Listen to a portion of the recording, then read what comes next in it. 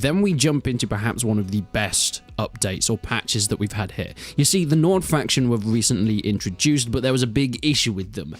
They were rubbish.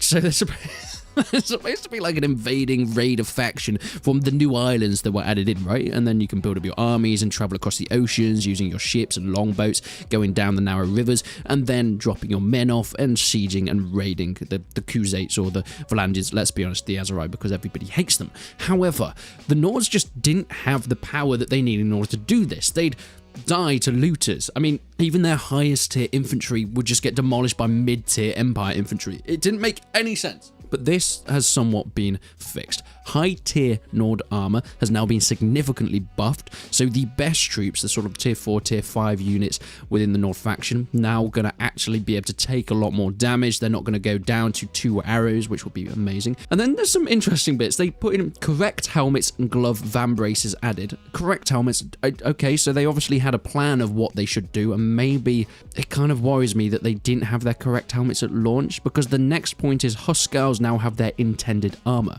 You know, the Huskarls, the main troop that people want to play as the Nords, didn't have their intended armor at launch. And using the phrase intended armor and correct helmets kind of pings up a few red flags for me, because what it does do is it indicates that this DLC was kind of rushed out a little bit faster than what Tailwoods originally planned. They cut a few corners in order to get it out on the 26th of November, and it was delayed already. It was supposed to come out in June. It was delayed by quite some time.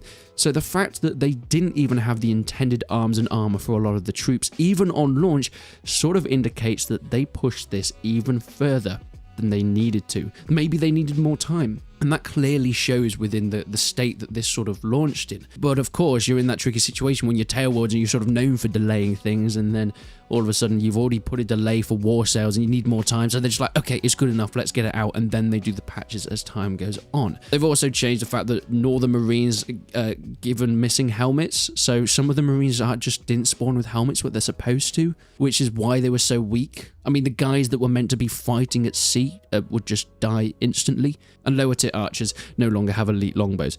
The archers aren't great anyway. I don't know how that's really going to affect. Let's actually just see if the Huskarls are now much more effective than they were before.